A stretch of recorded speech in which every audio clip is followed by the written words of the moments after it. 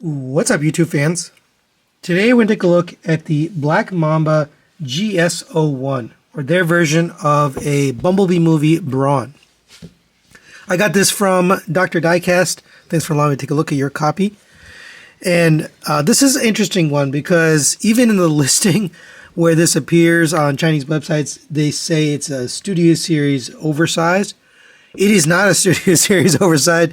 The transformation is definitely different. There's parts that are different. This has diecast in it as well, whereas the Studio Series obviously does not. So there are some differences between this and the Studio Series.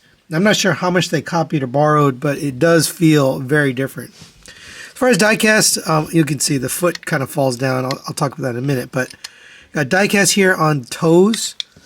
Got a little bit of diecast, let's see, in the legs, right here on the back. Hard to tell. I think there's a little bit right here, but mostly in the legs, you've got that diecast. And it does feel pretty good. I just wish this joint was a little bit tighter on the foot. It does have paint on it. I was actually pretty surprised how much paint. The silver, the gunmetal there, the head is fully painted. Silver here, accents there. We got gunmetal here on the waist, on the thighs, inside of the legs, outside of the legs. The toes are painted orange and gunmetal.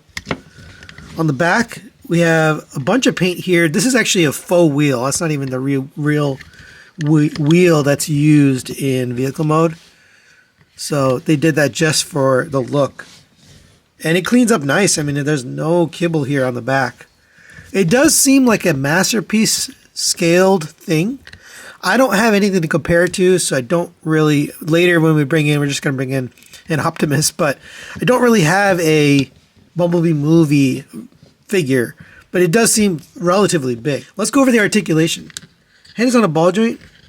It's a very interesting head. Really, really well done. I think they nailed the look of it. Up to there, down to there, side to side, and it rotates around. It's a little challenging because it gets stuck, but you can rotate it pretty far. You just got to watch out for all the stuff on the side. Shoulders rotate around. Everything is friction here. Out to the side on a hinge. The shoulder pad can articulate independently of the shoulder and cover down. You have a rotation here at the bicep. Single jointed elbow gets you...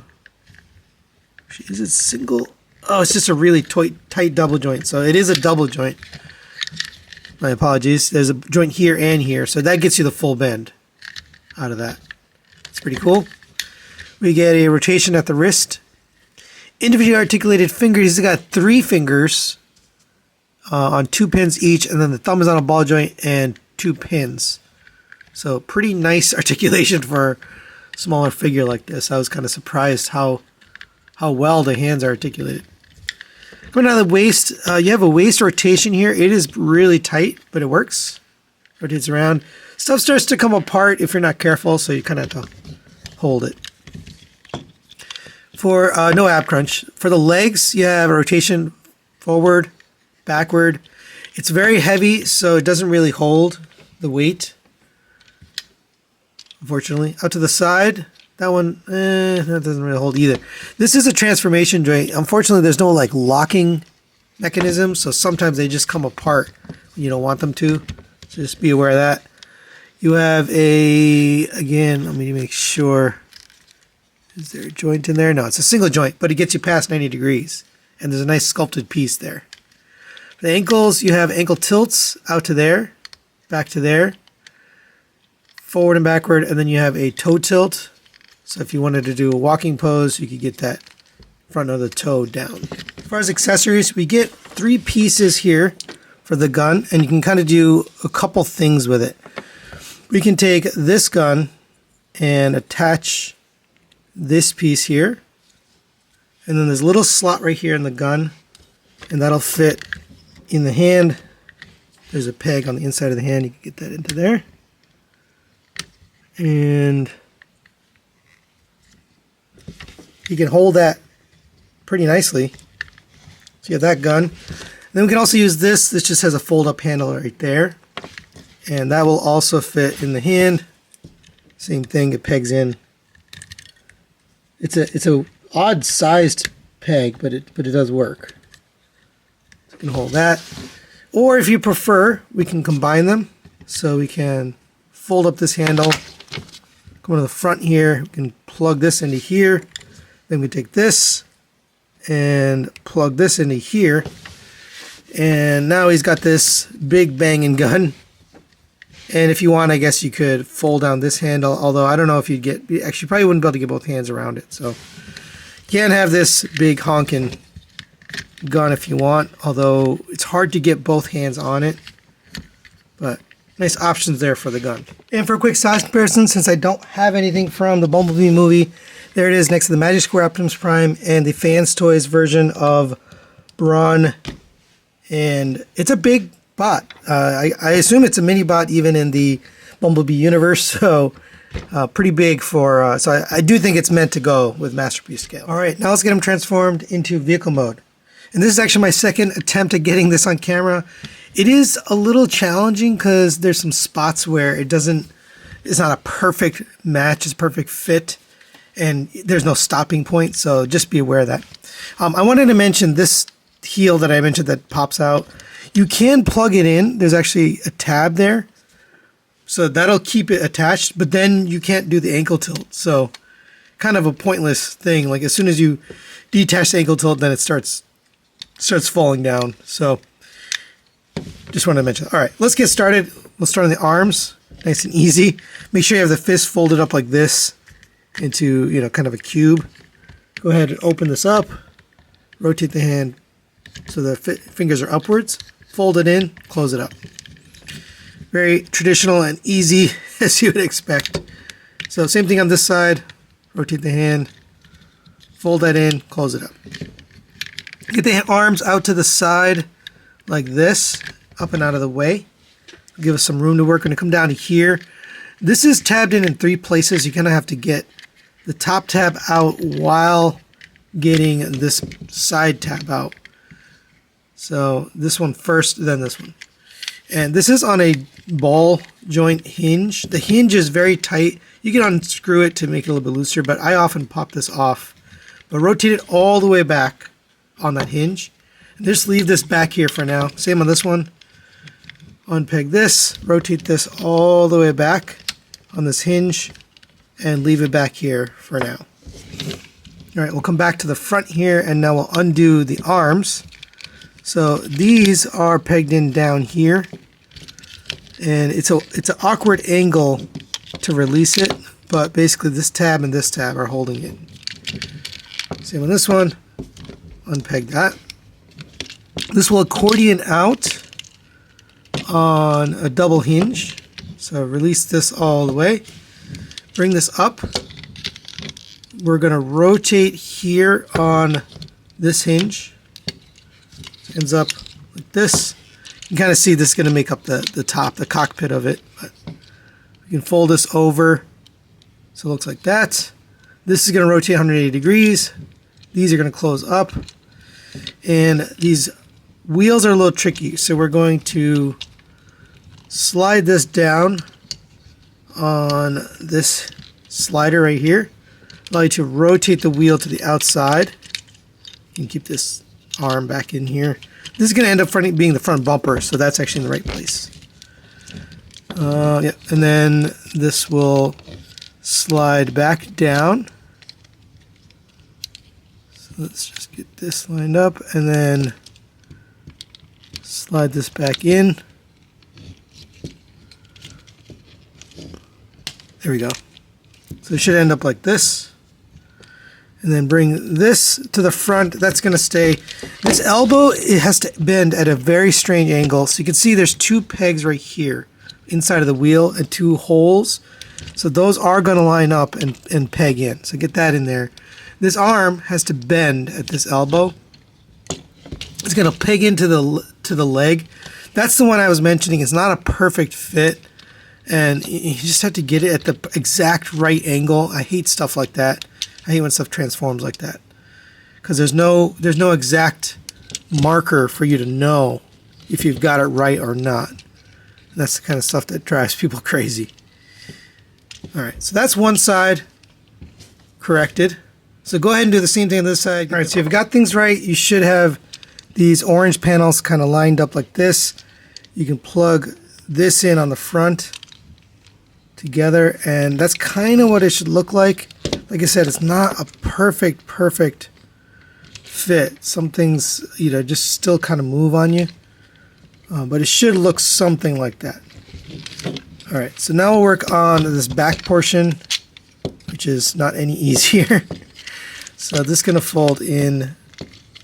We can fold this up into the chest, fold these legs back. Just leave these out of the way, and now we'll take care of these legs. I'll show you one leg, and then we'll do the other one off camera. So go ahead and fold the foot down, fold the wheel out to the outside.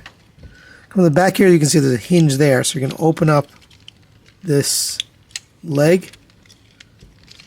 So it goes all the way around. We're going to pull up on this spring-loaded hinge, and then we're going to rotate it around so it comes back over the top, and then you can let the spring collapse back down. And I really hate the way this whole thing works, but that should, let's see. Oh, we also want to get this to the back. And it gets very confusing, I guess I'll say, as to how you want it configured, but we want this wheel towards the back. I'm going to open up this thigh.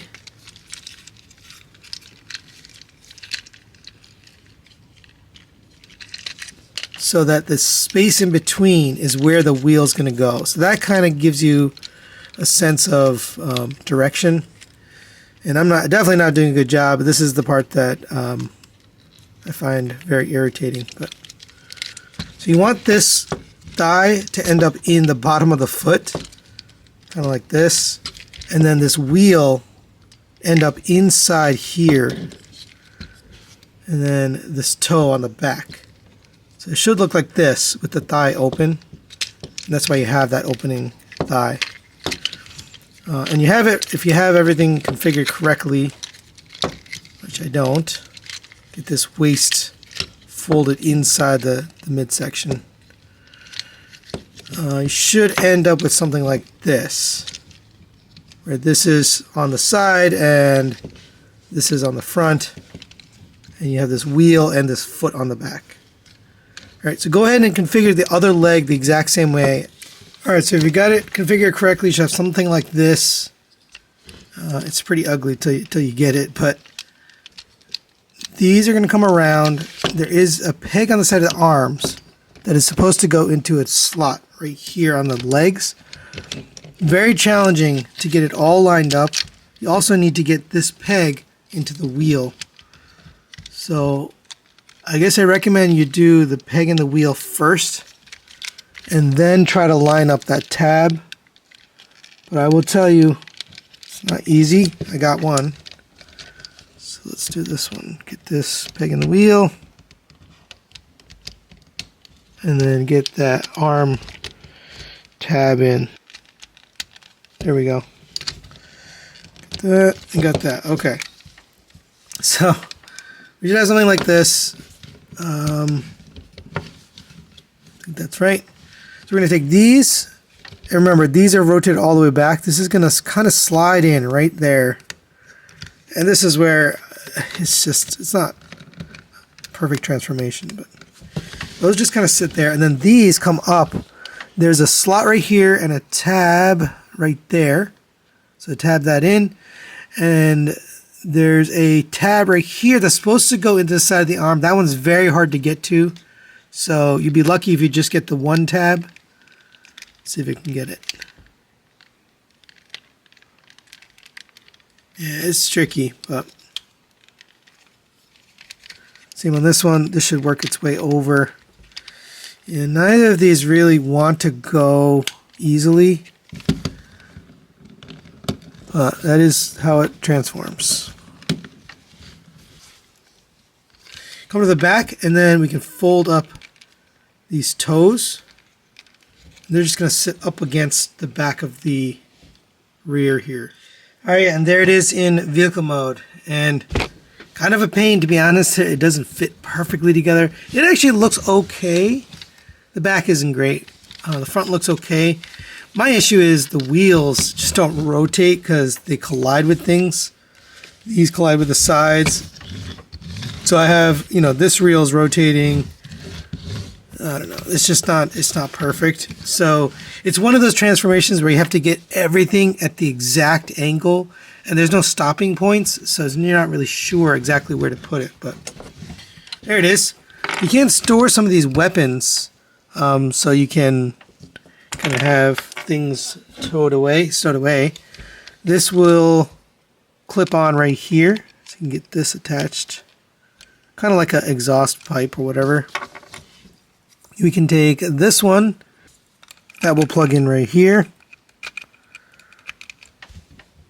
So you kind of end up with sort of two exhausts. And then on the front, if you open this up, there's a little spot right there to plug this in. So you get a little drill accessory or whatever. And then you can kind of collapse this back down. And now you have storage for all those parts. That's kind of neat. But I do wish it rolled a little bit better. And for size comparisons, again, there it is next to the Magic Square version of Optimus Prime and the Fans Toys version of Outback, since it's the same mold mate with the Brawn figure. You can see, again, nice big vehicle mode will fit in with the Masterpiece Scale Collection if you're trying to do that. So final recommendations on the Black Mamba GS-01 Bumblebee movie Brawn. It's pretty good. I'm going to give it a 3 out of 5 partial recommendation. I think it looks really good in robot mode. They nailed that look from the movie. It does have some premium materials. The plastic quality is really nice. It does have die cast. It does have painted surfaces, more than I was expecting. And overall, in vehicle mode as well, it looks decent. It's not perfect, but it looks decent. But there are a couple little quality issues, which is, Black Mamba is a KO company, so there are some KO vibes here. You got this thing going on. You got the hip that doesn't lock. That could have been an easy fix, just a little clip to hold that in. I do like the fact that the toe can bend because you can get into nice walking poses like this, and that's fun for display. So I just think that transformation is not very fun and intuitive, and little issues like that tend to keep it from being stellar. So if you're planning to display this with like a 3.0 collection, Bumblebee movie collection, or just in general a Bumblebee movie collection, we don't have any masterpiece scale mini bots from that movie. So this is pretty cool to have, especially if you are trying to create a display. But that's it for today. Thanks for watching. Thanks to Dr. Diecast for sending this for review, and we'll see you next time.